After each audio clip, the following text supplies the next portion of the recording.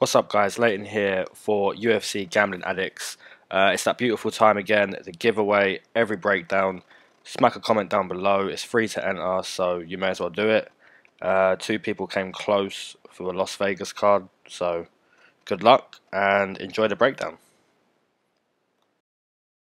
And welcome to episode 23 of UFC Addicts. My name is Aaron, and I'm here as always with my co-host Leyton, and we're here to break down UFC Fight Night 146 from Wichita, Kansas. Derek Lewis versus Junior Dos Santos. What up, buddy? What up, bro? Leyton is my co-host, by the way. What's I up? almost nailed that. You did. What's up? What's up? Okay, so some post-event notes. Viana cost me 25 grand. I got 11 out of 12. Viana cost me a lot of money.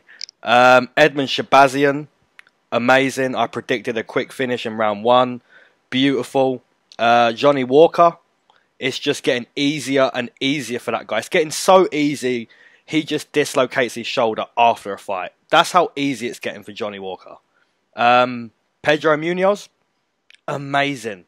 Those low calf kicks, man, I predicted it and he did exactly that. A lot of people are speaking about Cody Garbrandt and his fight IQ and loading up on his punches and doing the same thing. But the thing is, Pedro Munoz forced him to do that. He hurt his legs, man. And a lot of people aren't appreciating what Pedro Munoz done on that night. And finally, Kamaru Usman. What can I say? I thought he'd have success round 3, 4, and 5 with the wrestling conditioning and just being a great 170er. But I did not expect it from the first round. That was just massively impressive. Really, really dominant performance. You know, I said Usman would win, but I didn't think it would be like that. I'll be honest. So, yeah, amazing. All of those guys. Yeah, and Jones just kind of something to kind of remember with these fights against these guys that are perceived a little bit lower with Jones. It seems like he kind of matches that level, with all due respect to Anthony Smith, but this just reminded me a lot of OSP type performance where it's like, shouldn't you be finishing this guy? But just didn't seem to ever really get going, but also never was behind in the fight. So it says, so another defense for Jones. I think he'll face Santos probably within the next couple months. They're looking to keep him active until Cormier figures out if he's going to fight Lesnar or not. I guess that's still a thing. But shout out to Diego Sanchez. Oh yeah. I don't think I could have imagined that fight going better than how I had kind of broken it down, saying that Diego was going to big brother him. He definitely did. He got eye gouge. He got bit by Mickey Gall. Mickey Gall looked scared on the bottom. You could take screenshots of Mickey Gall's face in that fight. And he looked worried, concerned. He knew he had made a mistake calling out Diego. And I mean, if you go back, which no one's going to, but I remember on one of my first podcasts one of our first podcasts, I remember mentioning how Mickey Gall needed to win his fight and call out Diego Sanchez. So I was all about it, but the more and more I listened to Mickey Gall and his fight kind of philosophy and just overall my doubts in kind of having your head kickboxing instructor being Joe Schilling. Joe Schilling's great, but I don't know if he's an instructor. I just don't look at him as and just overall, I just did, and seeing his other fights, I didn't see it as a good matchup for Gall. I saw Diego completely pressing him up, and it's what he did. Yeah. Can I just say, for everyone listening, Aaron was so hyped when Diego was 2.5, 3 minutes into that first round. If anyone here could hear how hyped Aaron was watching that fight, because we watched the fights together, he was so hyped. And I was getting so hyped too. And I was like a second in front of him. So I was screaming first, and then he started screaming after. Wow, what a performance. I don't try to make these breakdowns about me because they're not. But when you nail a breakdown like that, Feels And good. I mean, I never once was shaken from it. Before the fight, you were. You were starting to and the entire time I was just like a Terminator. I was like, you have nothing to worry about here. It was the only fight of the night I bet on individually too. The rest of mine were parlays. Yeah. Some of which were affected by Vienna. But overall, Diego gets my shout out. Also, Zhang looked excellent. Really good. So she looks so good. And people now know who Wally Zhang is. Before that fight, I think a lot of people were picking Torres based on familiarity, based on getting Chinese female fighters mixed up. I'll say it. Yep. I think that there are people out there who just don't at all differentiate them and did not know who Zhang was. I hope they do now because she's going to be a factor. She was quicker than Torres. She was stronger. She was just better than Torres. Yeah, I agree. A lot of people know who Zhang is now. We could spend an hour speaking about this card. We could speak about Askren. We could speak about Zabit, Stevens. It was an awesome card. Yeah. Really awesome card. Woodley broke my heart. Yeah. Just, I feel you. I mean, I remember meeting Woodley back at the first UFC on Fox in Chicago back in 2012 when he was still in Strikeforce.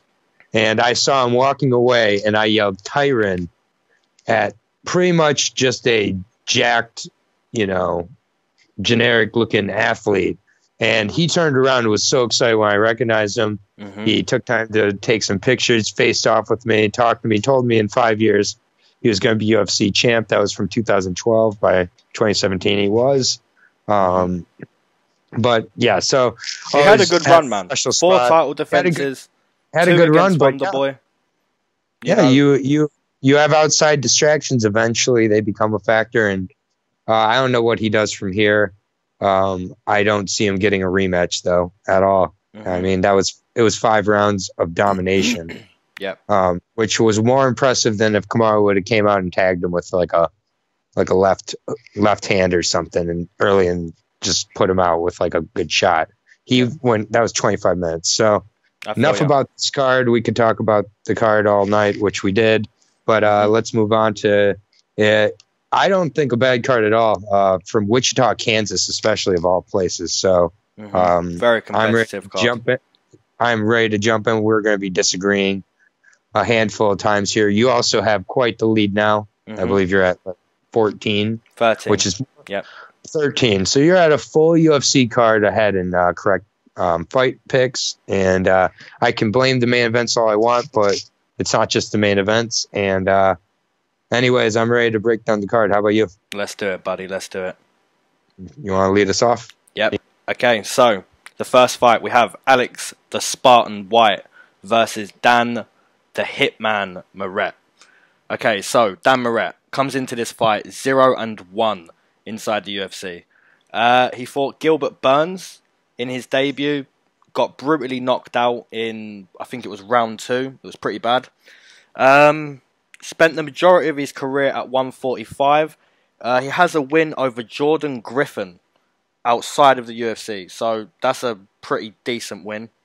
Alex White also spent the majority of his career at 145. He's 1-3 at lightweight. Dan Moret 0-1 at lightweight. You could just say this is a pick'em. Alex White is quite disappointing. Dan Moret is quite disappointing. I also said Hannah Cyphers is quite disappointing. So, disappointing people win, and a disappointing guy is going to win here. So, it's a pick'em in my eyes.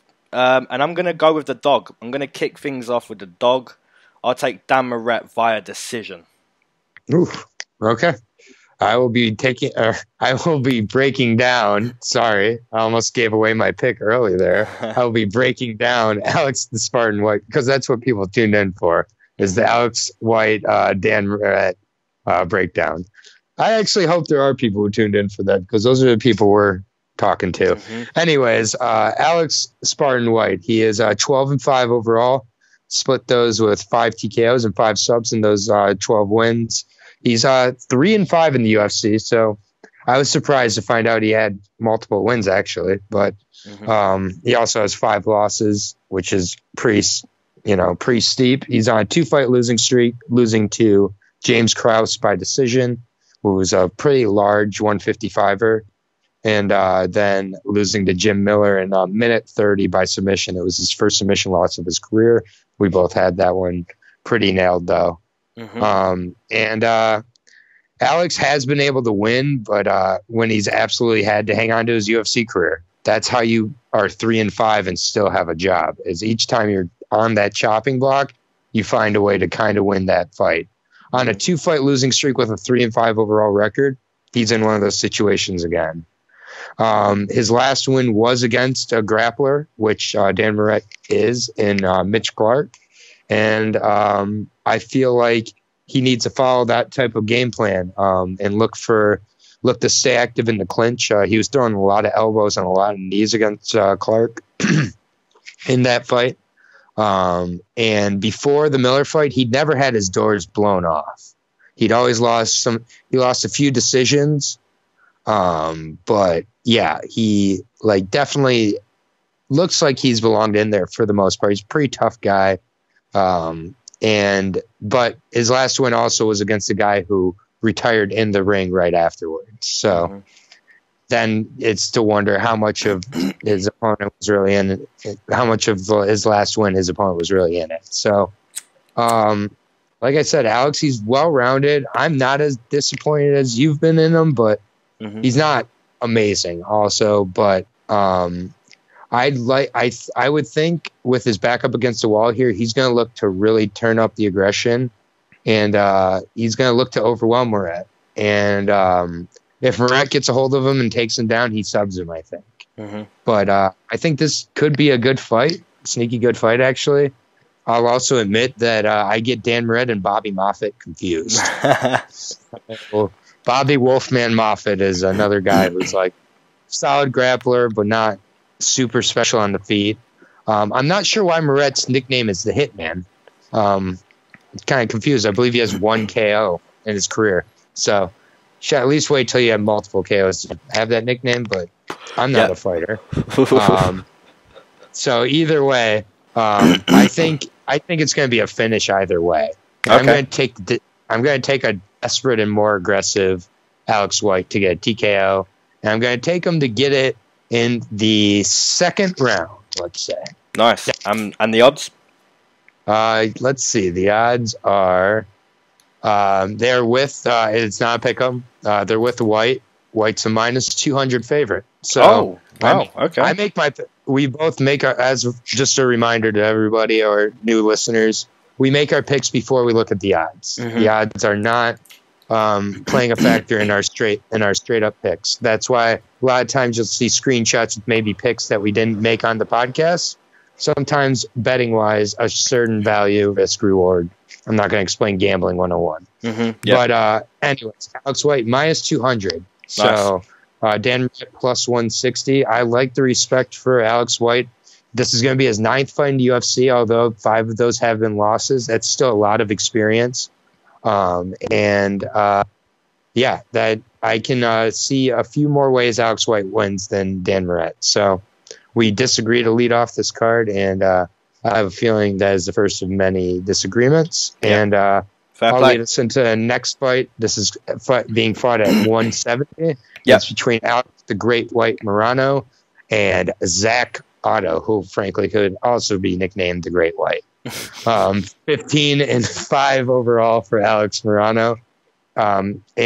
He's got 4 TKOs and 6 submissions in his 15 wins. I was surprised to find out he's only 28. So he's 4-2-1 in the UFC. Alex, I find to be a very solid welterweight. I put him in this category of like the Brian Barberina types, the guys who maybe you didn't exactly give a ton of credit to, but they're tough. They don't back down for anybody, and they win certain fights that maybe people would be surprised that they would win.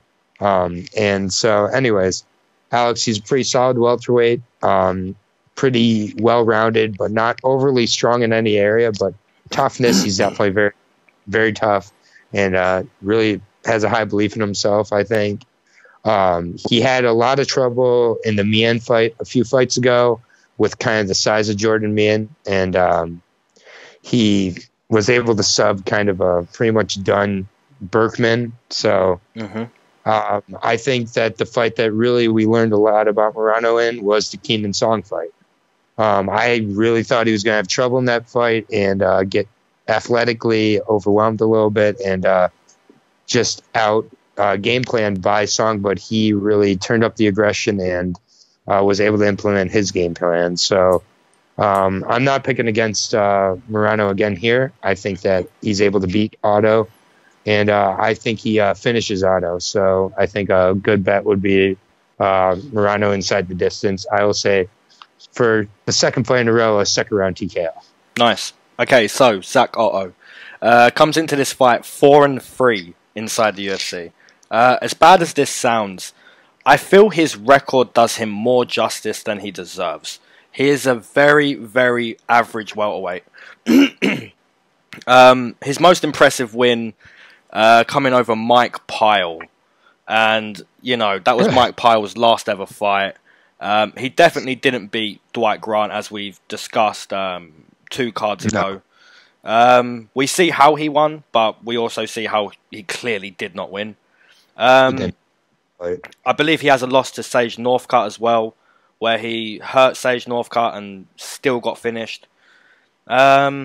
He's quite aggressive, but it doesn't do him any favours unless it's against inactive Dwight Grant. So yeah, I pretty much agree with everything you've said. Zach Ottow is massively average at 170. Alex Morono, really good wrestler, very gritty. We saw that in the fight you was explaining. And yeah, I agree. But I'm going to take a round 1 sub for Alex Morono. I think he takes Zach's back and gets a rear naked choke. So I'll take a round 1 sub for Alex Morono.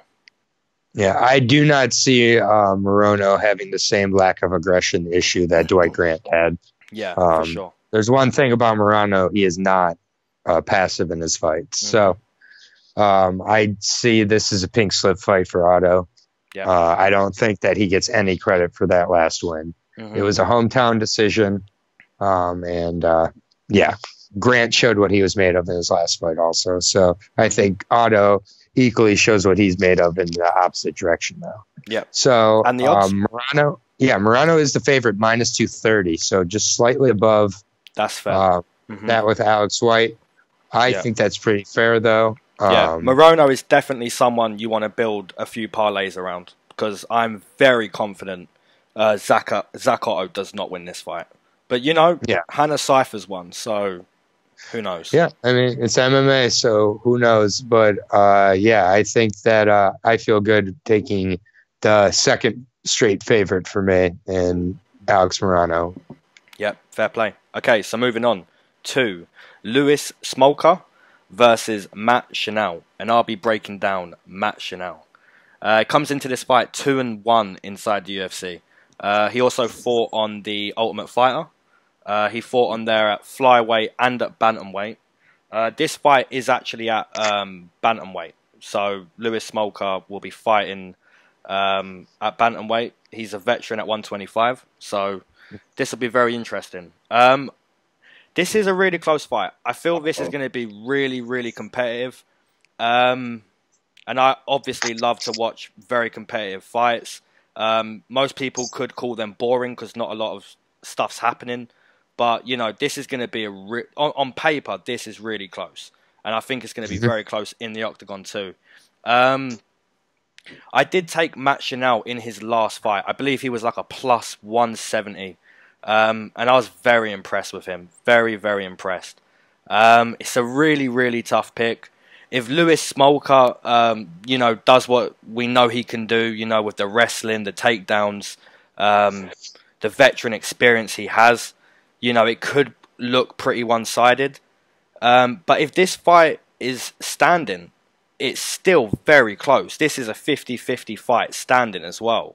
So I feel it's Smolka's fight to lose, but you know, it's a tough pick, man. And I've been impressed with Matt Schnell in the UFC so far. He is 2-1, but I've been impressed with him.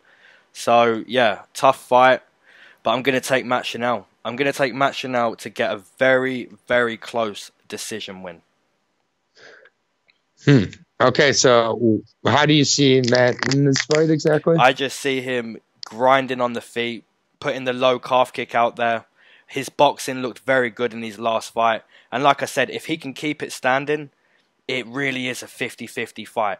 So, you know, if Smolka, you know, grapples, gets the takedown, it can become, you know, why did we bet on Matt Schnell? But if it's on the feet, this is really close. And I just think, you know, Louis Smolka moving out of 125, it could be a little bit too much for him. So I'm going to give Matt Schnell the edge.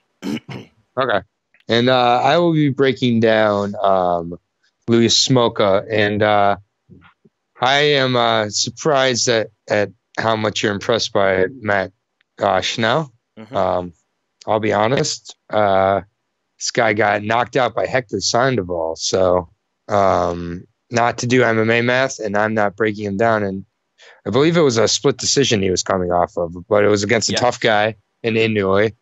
But still interesting. And this is Louis Smolka, as you said, moving up from 125. I believe this is his second fight at 135.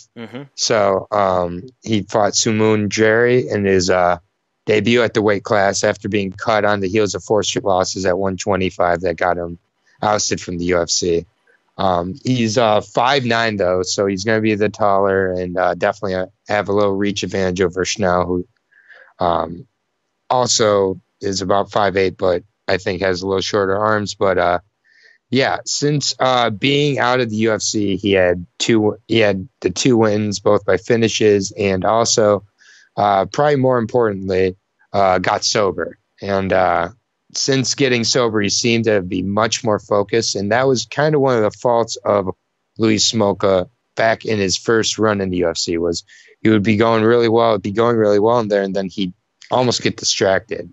So, you know, in his first stint in the UFC, one of his best wins was a TKO over Ben Nguyen, in which he was able to stop a really, really good boxer, quick boxer on his feet, and show that his stand-up was equal to his ground game in a lot of ways.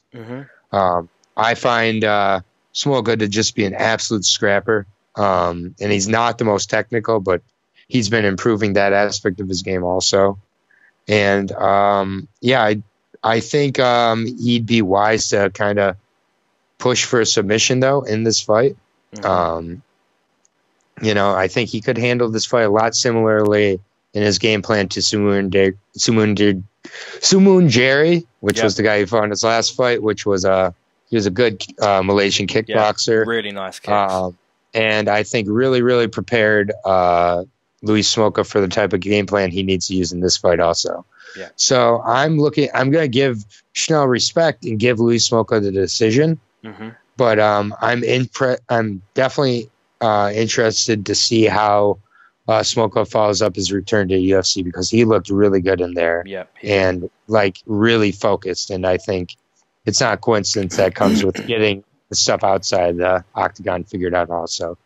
So we agree in some ways. You know, I really can see if Smolka, you know, gets the takedown, it could become very one-sided. Yeah, and I think on the feet, Smolka can hold his own, but sometimes he does take a little bit too much damage. And Schnell is not nicknamed Danger for no reason, I'll assume. And he also has, I believe, 8 TKOs in his career. So I'll assume that Smolka is not going to be looking to mess with it there. So he'll look to get it to the ground. And on the ground, he throws up a lot of pretty crazy submissions and looks pretty dangerous down there himself. The odds are looking at it. So interestingly enough, opened at -200 for Smolka. Have shifted to -125 for Schnell. Wow. So -125 for Schnell, -105 or +105, depending on the site, for Louis Smolka. Wow. I thought that would be the other way around. So it's still, you know, basically a pick 'em, because come fight night, you know, that could change around.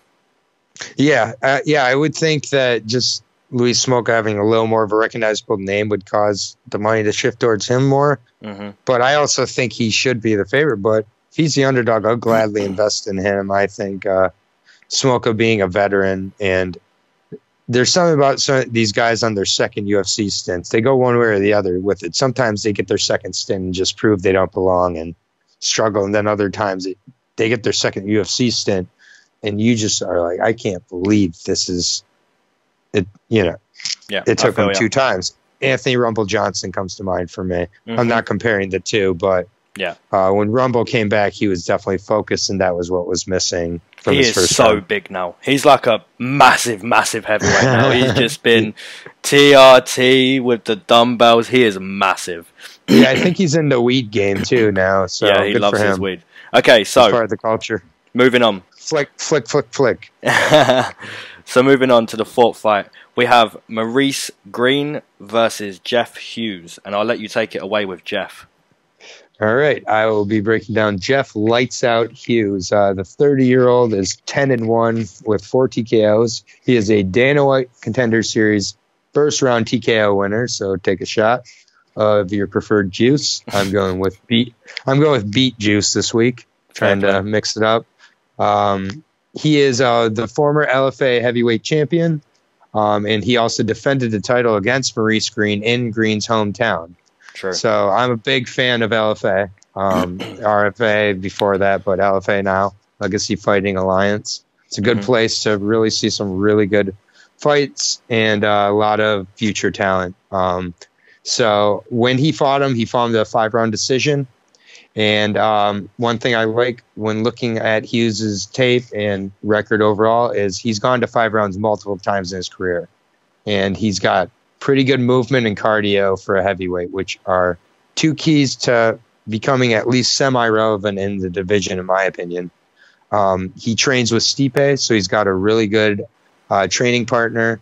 And he's definitely going to be coming in ready for Greene, who's going to be the taller and more agile of the two. But like I said, Hughes is not slow on his feet also. He's got a solid overall MMA game. And he'll look to crowd Greene as he did in his first fight. And he was more than able to hold his own kickboxing against Greene also, who's a former Glory kickboxer. So you look at Hughes and he looks like kind of an average heavyweight, just nothing too special. His body is not impressive by any stretch, but the last time I picked a fight because a guy looked jacked was never, because that's not why I pick fights. So that's irrelevant to me. He definitely has the cardio that few other heavyweights have. And I think I look for him, he either catches him early or gets a 3-round war, but I really like Hughes in this fight. I think he's going to be confident. I think both guys are going to be aware of the past fight and make adjustments. And I think we have a new I'm not going to say he's going to be like a factor in the division, but I think he's going to be a very good fighter in this division. So I'm going to take Jeff Hughes by decision. Nice, okay. Maurice Greene comes into this fight 6-2 as a pro. Previously fighting on The Ultimate Fighter, or was it the Contender Series? The Ultimate Fighter?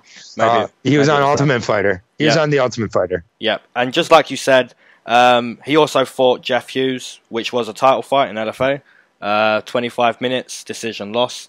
He lost to Juan Espino on The Ultimate Fighter that's just gone. You pretty much nailed this breakdown.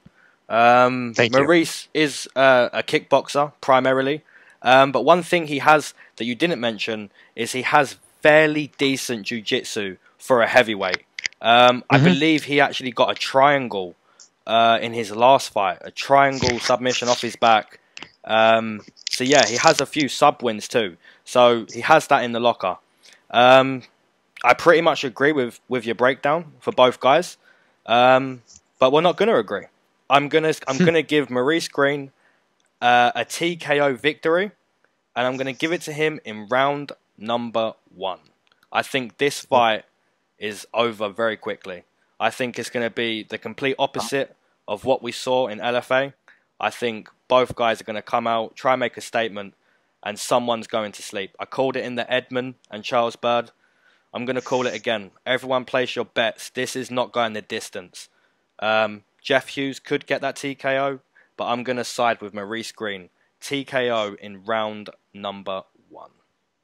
Yeah, I don't think that Hughes is going to give Greene any sort of room. in this fight. And I am aware of Greene's submission ability. Just in this fight with the wrestling level of Jeff Hughes and his submission defense, which I've been able to see in a few fights, I'm not anticipating that being a threat against Hughes. So, fair play. Yeah, I think that if anything, we're gonna see a higher pace from both guys. I don't mind that prediction of it not going 3 rounds. Even though I did pick Jeff Hughes is people are looking at the last fight, I'm assuming, and just overall they're excited about the debuting fighter here because he's minus 225 favorite. Wow, 225. What's Maurice Greene? Plus 175. Oh, okay. Well, yeah, I mean, I've watched that fight a few times now, and there's only so much that I think Greene's going to be able to adjust within the time period of that last fight. And Hughes has been preparing with Stipe. He's got good training partners.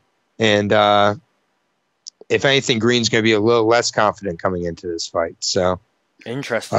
That's a fun one to watch then. Wow. I'm looking forward to it, but that's one I feel decently confident in. Fair play. Okay, so moving on to Grant Dawson versus Julian Erosa. Juicy J. I'll be breaking down Julian Erosa. Where do we even start with this guy? Okay, so he comes into this fight 0-2 inside the UFC. He's fought on the Ultimate Fighter, which was back in 2015. He won a few fights. Then he lost to Artem Lobov, but like we know, he's the GOAT, so that's a legit loss, right? Obviously. Then he lost to Ishihara. He actually got TKO'd by Ishihara, which, once again, that's embarrassing. Returned to the UFC, fought Devontae Smith. For some reason, I took Erosa in that fight. Brutal knockout, horrible.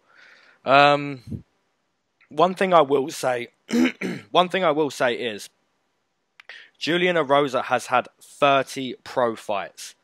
And during those 30 pro fights, he spent literally half and half his career at featherweight and at lightweight, which is just weird.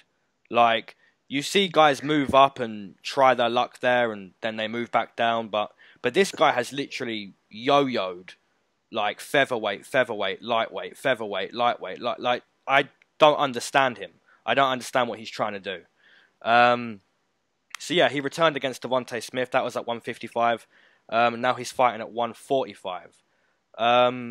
Grant Dawson hasn't really fought top competition. Julian Erosa hasn't really, but the type of guy Julian Erosa has fought has been higher caliber than what Grant Dawson has fought. It's one of those fights, man. It's a who the hell knows kind of fight.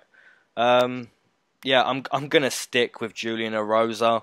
I haven't seen the odds. I'm assuming he's the underdog, but this card, man, is just packed. Like, I feel like this card is gonna have at least 6 dogs that come in. I really, really believe that. This card is just who the hell knows. Like, there's 7 fights on this card where it's just you don't know. Like, how do you even know, man? I was like 11 out of 12. The card just gone. Yeah. I'm not even feeling like I'm gonna be close to like 8. I feel like I'm gonna get like 6 or 7 this card. I had a perfect card 2 cards ago, so I don't see that happening. 11. Yeah, this is a strange card, really competitive, really close fights, but I'm going to take Julian Erosa by a close decision. Okay, I will be breaking down Grant the Prophet Dawson. He's 25 years old. He is a 5'11" featherweight, not flyweight. He's 12-1 with 3 TKOs and 9 subs, so he's finished all 12 fights he's won. He was a Dana White Contender Series winner back in 2017. He ended up submitting the guy after having a 10-8 first round, where he showed a lot of really good skills, good takedown, good ground and pound, and getting good submissions. But for whatever reason, that's his last fight, was 2017. So Nearly 2 years ago, his last fight was, I believe, it was in April of 2017, and he's definitely was a strong prospect then, and I think he still is. However, he's been out since September of 2017, and I assume it's with some sort of injuries or something. I'm not really sure. One thing I do like is I really like his camp, Glory MMA, and he's still only 25, so I'll be curious to see if ring rust is a factor. This is a weird fight, and it's close, but I've got to assume part of this is a showcase opportunity for Dawson and Julian Erosa. I'd agree with that. And I just cannot bring myself to pick Julian Erosa. I want to, if that makes sense, but I can't. I got to go with Dawson here, and I think Dawson's going to end up getting a decision win, and it could be fairly one-sided. I just don't think Erosa is one of these guys who's gotten a second chance in the UFC and solidified why he didn't. Well, I was just speaking of with the last breakdown with or a few breakdowns ago with Smolka. About how some guys come back with their second chance and prove, oh, you deserved your second chance. And I just don't see that happening for Erosa. This is kind of a Hannah Cypher's like pick, though. So I'm going to warn that. What I mean by that is I'm picking based on how bad Julian Erosa is. The opponent. And I don't know who Grant Dawson is at this point. He hasn't fought in 2 years, and he's 25.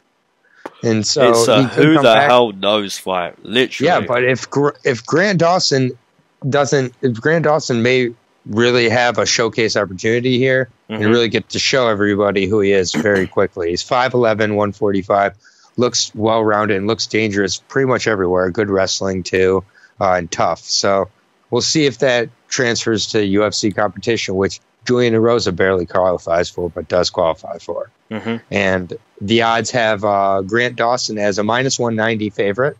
So with how heavy these odds have been, that's I'm kind of surprised. Yeah, and what's Erosa? A little heavier, plus 155. Oh man, see that's dangerous because Julian Erosa isn't great, and if he's just a plus 155, that's a pick'em. If Julian Erosa's plus 155, man. Wow, you fade that fight. Don't even bet on that fight, or if you're feeling lucky, go for it. I'm feeling lucky. I'm gonna take Julian Erosa, man. So the thing that's crazy to me is that Donald Cerrone was a plus 160 against Mike Perry.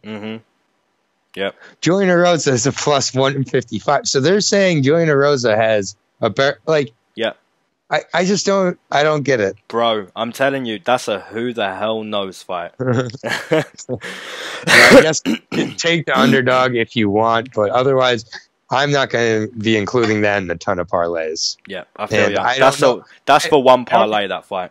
I don't even have any urge whether it's going to be a decision or a finish. I have no idea what that fight's going to look like. I feel you. I just can't. Very few of my images include a Julian Erosa victory. Sorry. Success. Yeah, I feel you. Okay. So moving on. Hard to see till it happens. Yeah. So moving on to Marion Reneau versus Yana Kunitskaya. And I'll let you take it away with Marion. This is at bantamweight, correct? Yep, 135. All right. And I will be breaking down Marion, the Belizean bruiser, Reneau. Now, 41 years old, so shout out to that, first of all. 9-4 overall, 5 TKOs, 3 submissions in her 9 wins. She's 5-3-1 in the UFC. Best wins being over Sarah McMahon and Jessica Andrade, both of which she finished with triangle chokes. Yeah. So she's about in that, but that was before Jessica Andrade had really figured out she was Jessica Andrade, but still counts. But this was before her kind of recent run of momentum.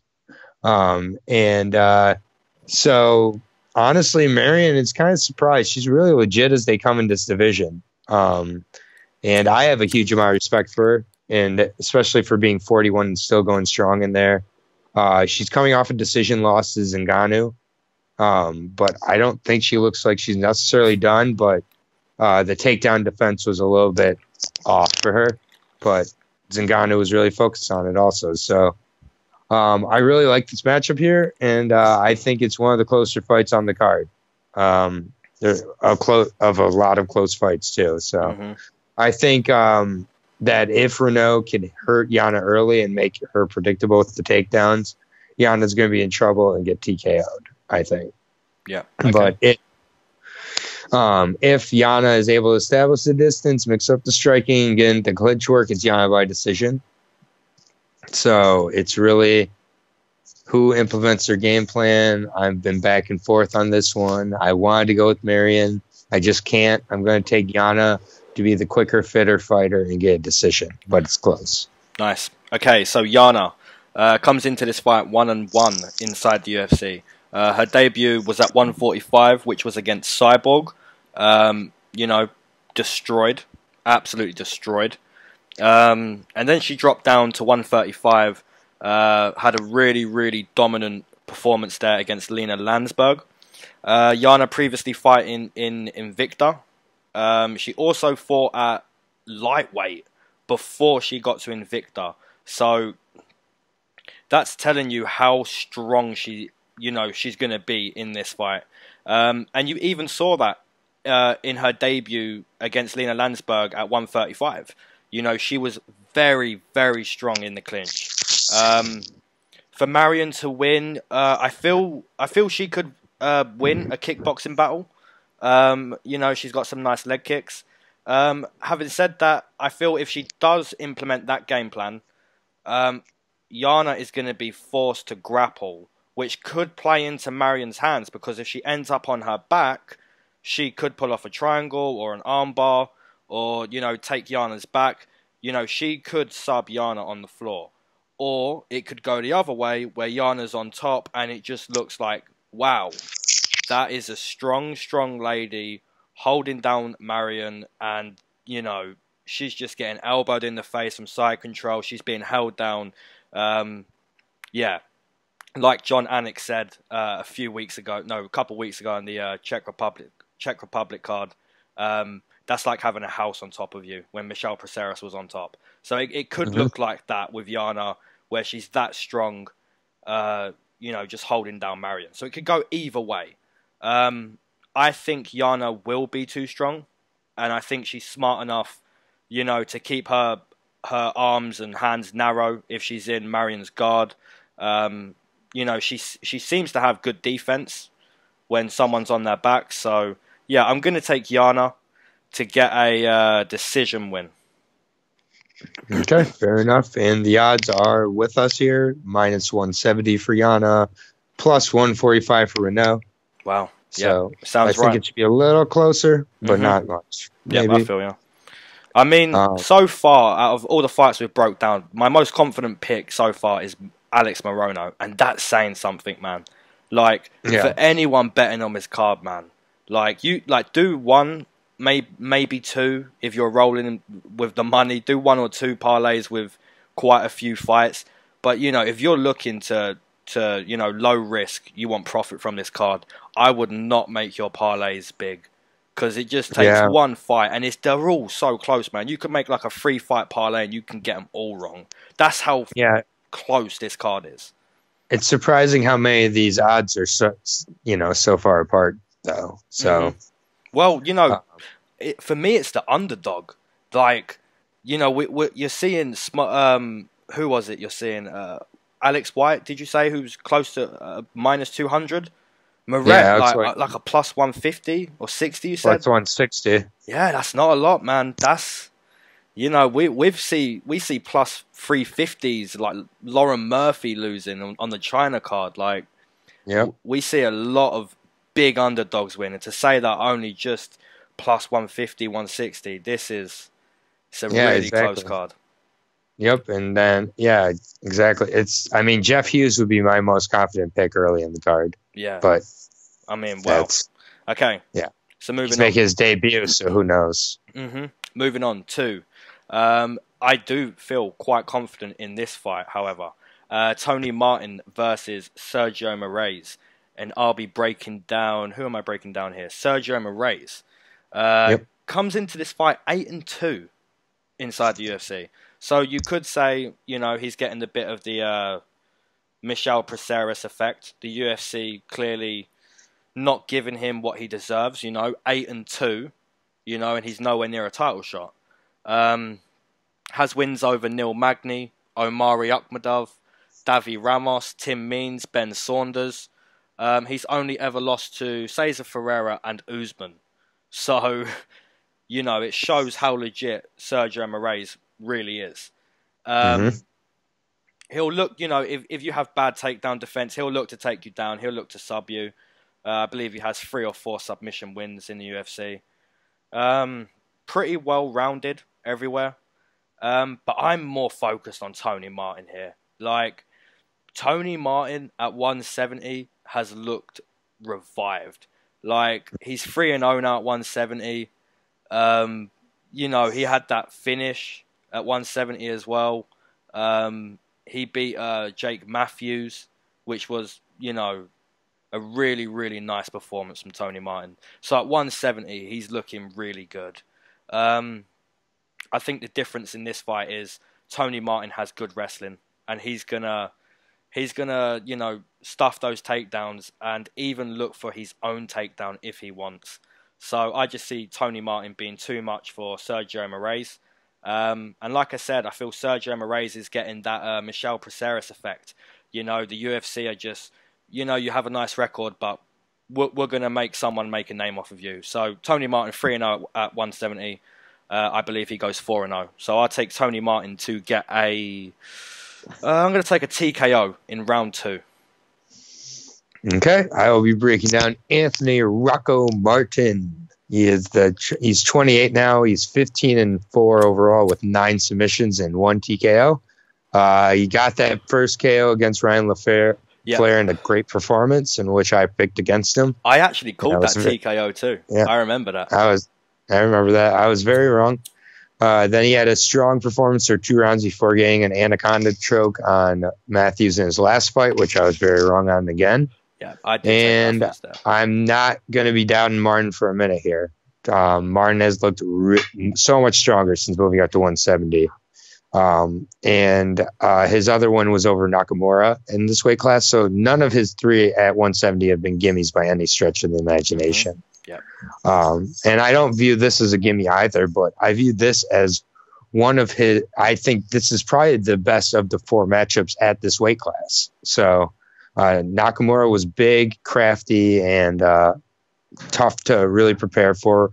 Brian LaFleur was another really large, well-rounded guy. And then Jake Matthews was a young guy coming up from 155 to 170, similar to Martin, and, really athletic. So I know that Moraes is a jiu-jitsu master. Obviously, that's where he wants to get the fight. And Martin has been submitted before, so that's where he needs to try to get it. But I feel pretty good about this matchup, and I think he's going to let it loose on the feet. And I see him getting a TKO within the first 2 rounds, I think. Yeah. I think this is going to be a good fight against a fighter who is going to be looking to grapple early. Tony, has shown he's been subbed by arm triangles in the past.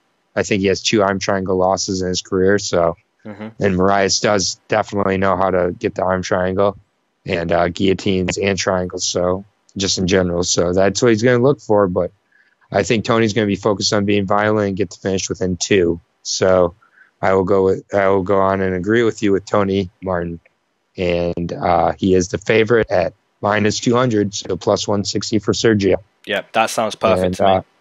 He is my most confident so far. That's what it opened up as. It opened up as well. Yeah. So that's perfect. I love that. Yep. I'm definitely going to be building at least minimum of 3 parlays around Tony Martin. So he's my number 1 for this card for some success. So, if Tony Martin loses, fair enough. That, it's a possibility. But, yeah, you've got to pick someone to build around. And it's going to be Tony Martin for me. So, yeah. Fair enough. Moving on to Tim Boetsch versus... Do we have to cover this fight? We do. Tim Boetsch versus Omari Akhmedov. I'll go ahead and I'll give you a minute to think about Tim. Great. Omari Akhmedov comes into this fight 5-3 with 1 draw inside the UFC. He spent most of his career at 170, where he was quite a strong wrestler. He's only ever lost to top competition. He's moved back up to 185. I don't know why. I'm not sure why. Maybe he wants to be even stronger when it comes to grappling. I don't think he needed it, but maybe wants like a slower opponent and just wants to be a bit stronger. Against Marvin Vettori, he done well, but Marvin Vettori can move fairly decent, so the takedown wasn't there as much as it's going to be here. Tim Boetsch is not going to move in the way Marvin Vettori can at 185. So stylistically, I like this fight for Omari. Obviously, we know how hard Tim Boetsch hits. That's a real possibility. You know, for sure, Tim Boetsch can knock out Omari. But on the other hand, I see Omari getting the takedown.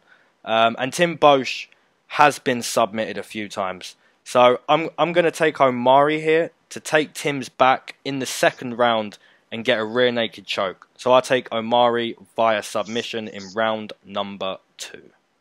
Okay. All right. Here comes my fight of the night.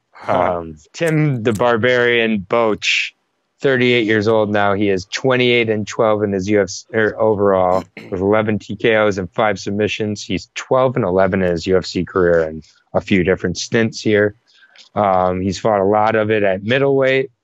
In the middleweight division, he's fought basically everybody in the middleweight division at this point. He's definitely a scrapper, a grinder, does not give up in there. That's for sure. It's just at this point in his career, he's taken a lot of damage, and I think his durability has faltered as a result. He has finished or been finished in each of his last 10 fights, and I think someone's getting TKO'd here.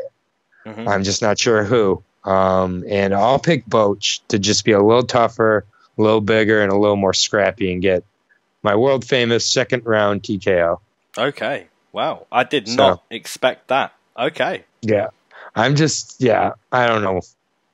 I don't know. It's another who the hell knows fight, bro. That is one I won't be putting $1 near. So other than my $1 full card parlay, which I have to pick someone for. Yeah. But other than that, so Boetsch is the underdog at plus 120. Omari coming back at minus 150. Yeah. Omari opened at minus 225. Man, see, I'm just having a real hard time with like the odds on this card. Like the reason why we're seeing all of these fights like just over like plus 130, 40, 50, like it's because all of these fights are close on paper, but some of these fights aren't even going to be close in the octagon. That's the crazy thing. Mm-hmm. Like all the money is put on by like you see like Boetsch versus Akhmedov, and it's like well Tim Boetsch can knock him out, and then other people are like Tim Boetsch is going to get subbed. Like you don't know. One is going to be very evident, and it's going to be, you're going to be shocked a couple times in this card. That's for sure.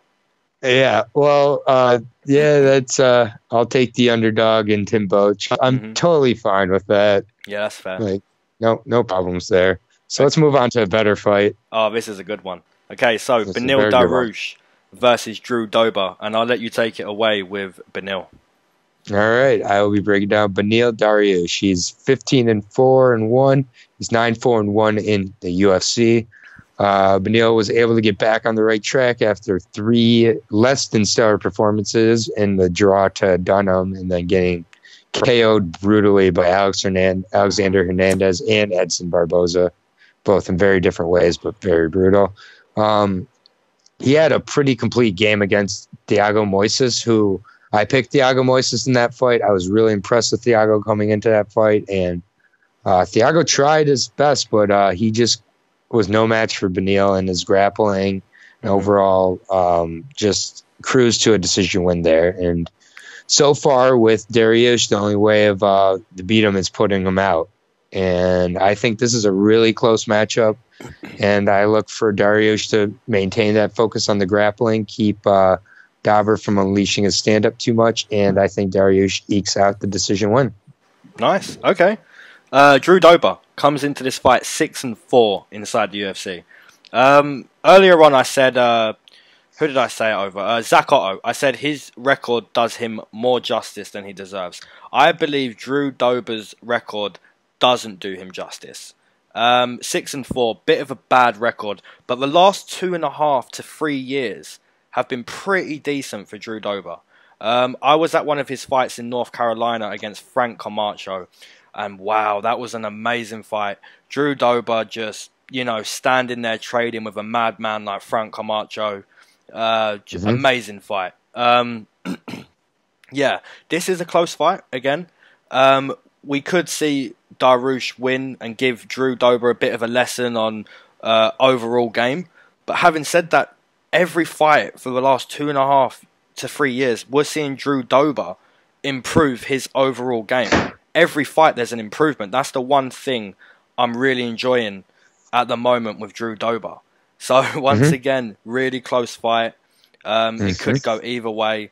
But I'm going to take Drew Dober. I think if he can get into that second and third round, we could see the same thing we saw with the Frank Camacho and Drew Dober. Because if Benil, tries to grapple and spends his energy like that for 7 or 8 minutes and realizes, I've just got to fight. A little bit like, Cody Garbrandt being leg kicked by Pedro Munoz. I guess I'm going to have to load up because my leg hurts, And we could see fight of the night here. I'm really excited for this fight. I could be wrong in my pick. There's a possibility of that every time you make a pick. It's a really close fight, but I'm going to take Drew Dober to get a late TKO. I'm going to take him round 3. Okay. So the odds we're looking at plus 150 for Drew Dober, plus 145 for Drew Dober, minus 175 for Benil. It's close again, man. Wow. Another close one. And you're on the side of the underdog in quite a few of these fights. I am, man. I am. That's fair enough. That's fair enough. Okay. I mean, we don't look at the odds before we make our picks, so yeah, you never know. Go ahead. Okay. You want to lead us into the next fight? Yes, this is another one, man. You just don't know. Okay, so we have Ivanov versus Ben Rothwell. I'll be breaking down Ivanov. Okay, so he comes into this fight 0-1 inside the UFC. He did debut against JDS though, where he was in the main event. In the main event, and he was pretty much taught a lesson on movement. So it's a fair lesson. He didn't get knocked out. He wasn't brutalized. He was just jabbed and outworked in the movement department. So it's fair play. Apart from that, he's also lost to Volkov, which is a fair loss. Apart from that, he has 16 wins.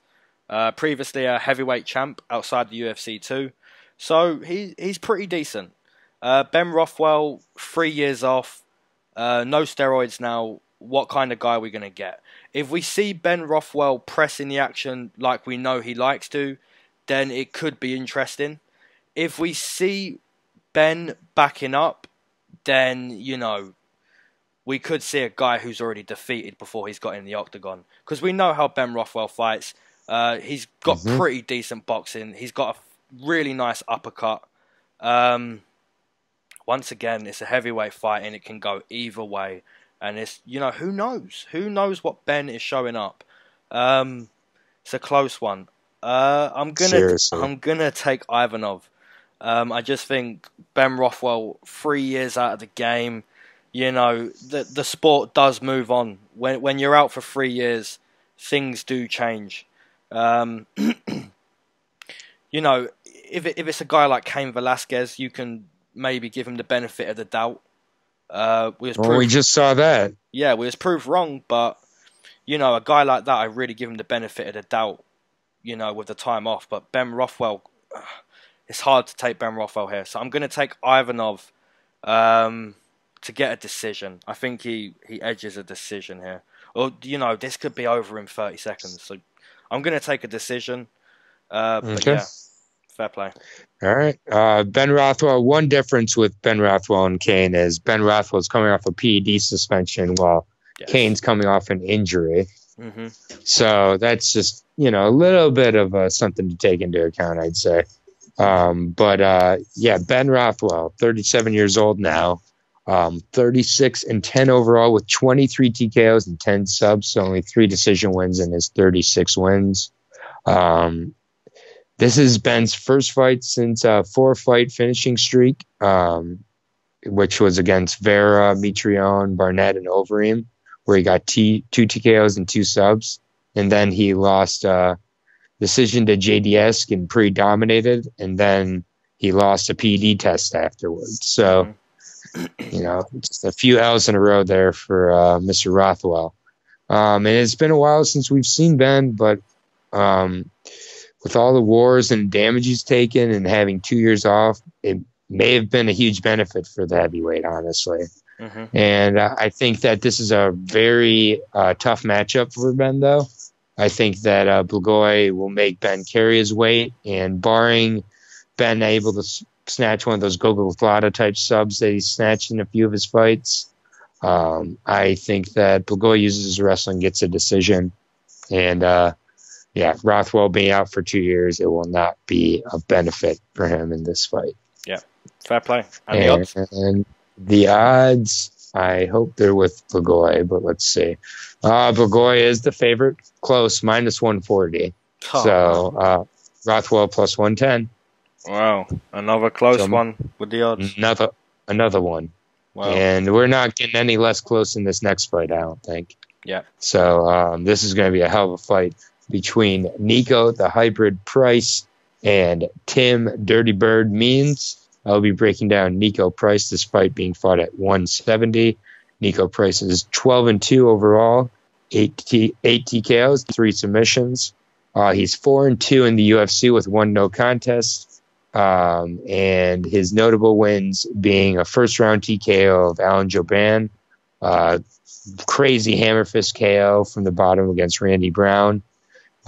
He is coming off a absolute starching against Al Hassan in about 45 seconds, where he decided to back up to the cage and just start throwing with no movement and get into a war within the first minute against Al Hassan. The last thing you want to do.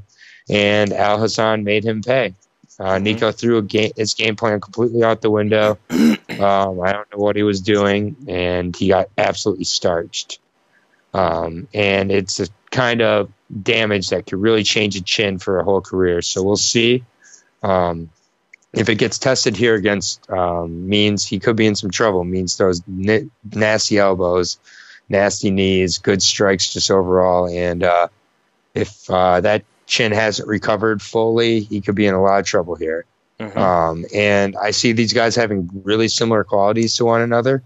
And Nico needs to be the smarter fighter here. That's got to be the difference. He can't just go in there and throw reckless abandonment. That could really cost him again. And the first few minutes, I think, could be very violent. And I honestly think the first few minutes are when Means has his best shot to win. I think after that, Nico gets the advantage, and I think he ends up being able to finish him either by a TKO or submission later in the fight, by the third round, I'll say.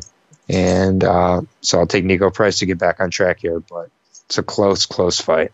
It's going to be a really good one. Nice. Okay, so Tim Means comes into this fight 10-7 inside the UFC. A bit of a trash record, but at the same time, the guys he's lost to Masvidal, Magny, Matt Brown, Cowboy Oliveira, Bilal Muhammad, Sergio Moraes. He's lost to some good guys. He's had roughly 40 pro fights as well, so he's very, very experienced. He's very good with range management. Has a very nice jab. His boxing is pretty decent. Overall MMA game just pretty decent. I think it's his game planning that lets him down. I feel, if he's backing up or circling or not really taking control of the movement in this fight, I see him just being leg kicked to a decision loss. Because, you know, he is very rangy, very tall. He's got some long legs. And Nico Price has some nice leg kicks. So if he's pressing the action the way Al Hassan did, I see Tim Means getting the better on the feet against Nico. But, you know, we're going to disagree again. Every fight, man, is just real close.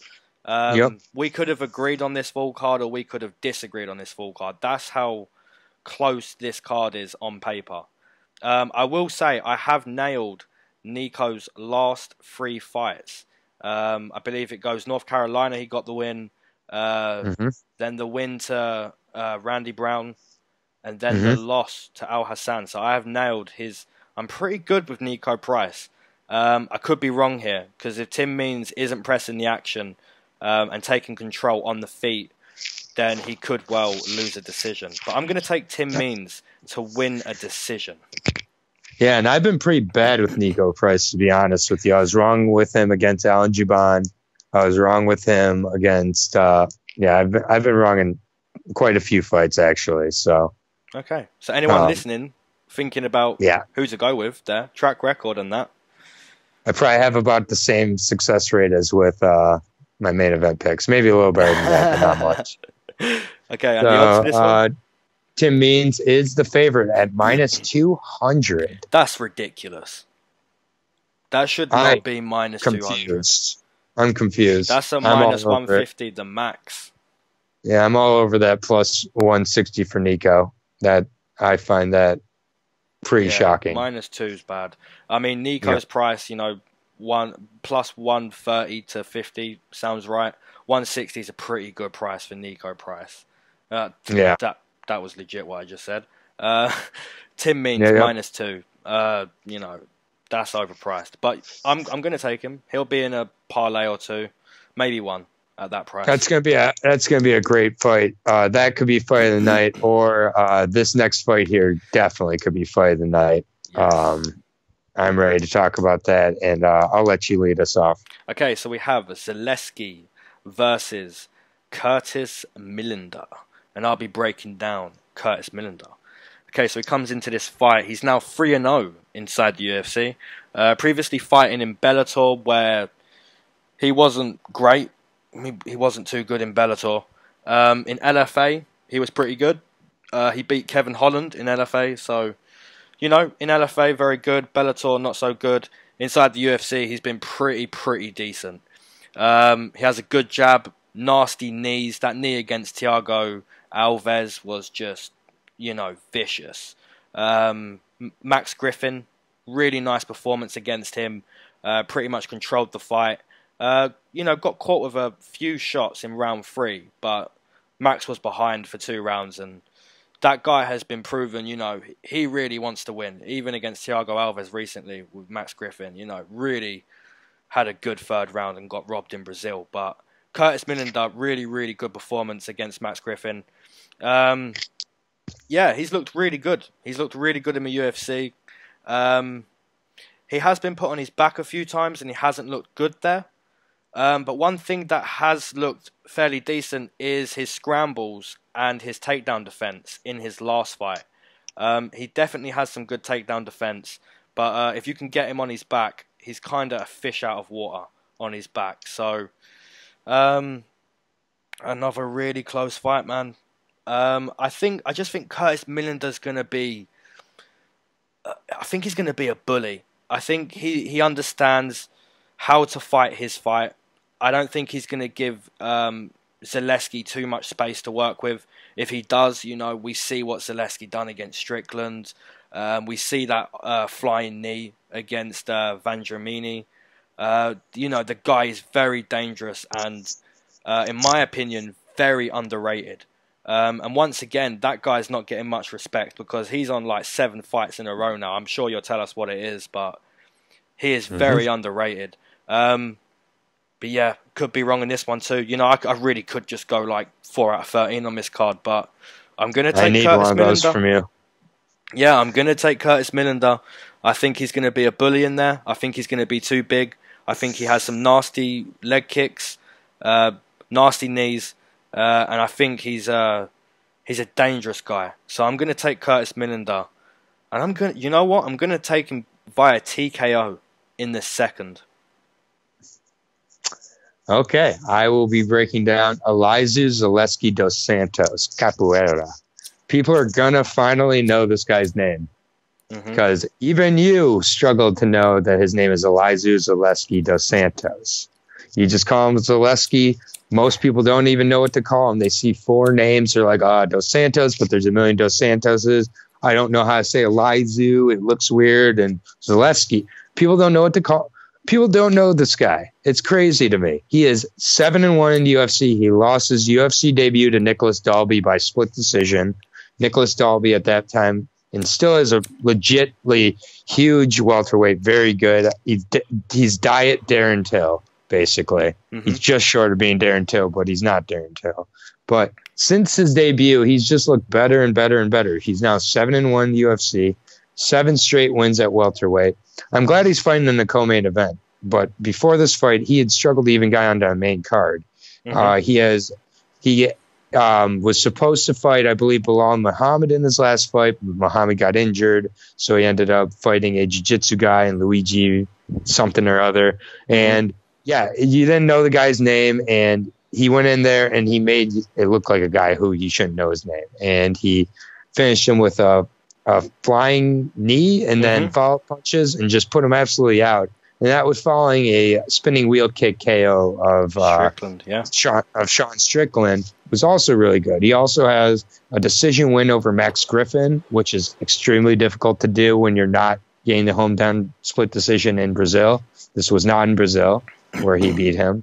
He also has a decision win over Lyman Good, Nakamura, Amari Akhmedov. Those are his wins at welterweight. He is legit, and he's fought some bullies and guys like Amari Akhmedov. I'm just struggling to see that Millender having that be the way he wins. I think the way Millender wins is he gets us in a firefight and he outguns him. Well, that's what I'm banking on, because if Curtis Millender gives him space, then it could just be a teaching. If Curtis Millender closes that, we could see a quick TKO. Yeah, and the problem for Millender is for him to really have his most power and his most effectiveness, he needs a little bit of range to fight also. He is very technical. We've seen that. Yeah, so if he's smart enough, he needs to be a little bit less technical.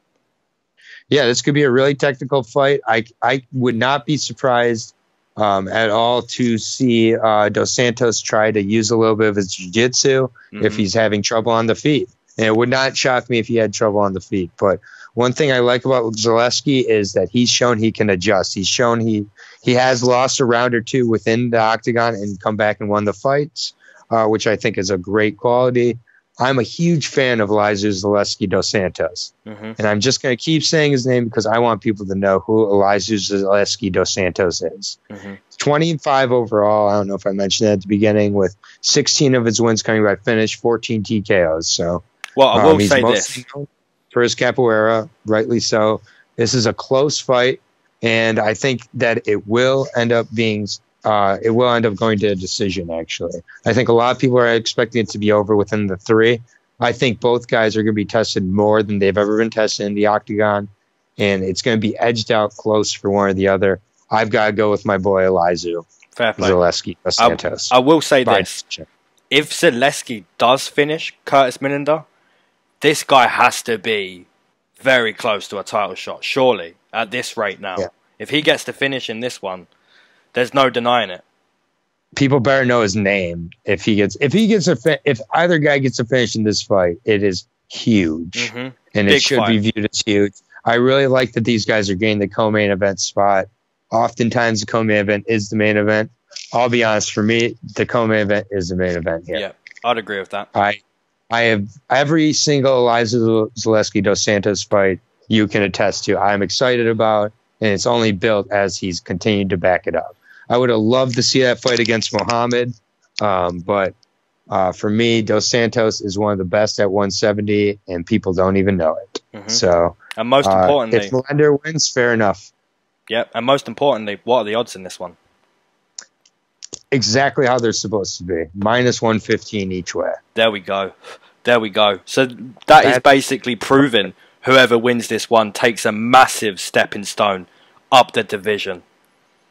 That is perfect. That should not move one bit. That is a pick'em fight to the fullest, and I cannot wait to watch that one. Amazing. And yeah, so we're gonna lead into the main event here, which is between another Dos Santos and Junior Dos Santos facing the Black Beast, Derek Lewis. And I'm going to save my pick for last. So go ahead and please introduce your boy. First of all, I would like to say he's not my boy. And I'd also like to say thank you very much for giving me Derek Lewis once again to break down on this channel. I have literally... You could just keep that in every one of your breakdowns because I will always make sure you get... I literally have no... Just copy and paste to each one, each time. Well, you can just copy and paste that part. This is the thing. I actually have a positive for Derek Lewis this time. I don't give him any positives. I have a lot of negatives to say, and I'll start with my negatives. Okay, so... Compliment sandwich. Well, this is a positive that's going to turn into a negative. He's 12-4 inside the UFC. I feel his record does him more justice than he deserves. That's the negative. I've already said it on this channel before. What more can I say about Derek Lewis? He has a hurt back. For some reason, he throws high kicks with a hurt back that 99.999% of the time do not land. So, you know, continuously having a hurt back and throwing high kicks. His IQ is questionable. His conditioning is pretty bad. His cardio is terrible. So, you know, now I'm going to add the positives. So the positives are, if Derek Lewis ends up on top of you on the ground, chances are you're going to sleep. Second positive would be, if Derek Lewis catches you with 1 or 2 quick shots on the feet, at any point in the fight, it doesn't matter how tired, apparently, chances are you're going to sleep. And the third positive would be, it doesn't matter how far Derek Lewis is behind in a fight, chances are he could probably, most likely, more times than not, find the TKO. So, you know, every time I watch Derek Lewis, I'm watching someone who has one thing in their locker, and it doesn't matter how long that ability has been put away, it doesn't matter how many times you kick him in the leg, doesn't matter how many times you go to his body, grapple him, make him work, tire him out, unless you're DC or someone high level, Derek Lewis somehow hurts you. So, you know, I'm not going to start assuming that Derek Lewis just ends people. You know, I'm going to stick with JDS. If I'm wrong, I know how I'm wrong already. Derek Lewis catches him at any point of the fight. But yeah, I'm going to stick with JDS. We know how good his movement is. To be fair, that movement was shut down by Tai Tuivasa with the calf kick, which forced JDS to fight, and, you know, he proved he had the better boxing. So I feel he's going to have better movement, and he's going to tire Derek Lewis. Hopefully not get caught after he tires him. So I'm going to take a JDS round 4 TKO. Okay. I will be breaking down Junior Cigano Dos Santos. Sorry, not Dos Anjos. Try to get fancy with my Brazilian accent, and that's what happens. He's now 34 years old. He's 20-5 overall, 14 TKOs, and a submission. So what could he be going for?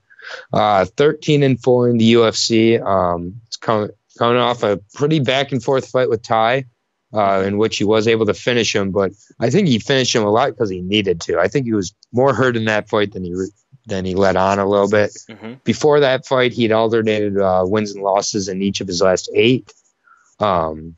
So he's on a 2-fight win streak, but before that, he had alternated wins and losses, and 3 of those losses being brutal strike finishes, and his one decision loss being to Kane, which was probably the most damage of all 4 of those fights. Mm-hmm.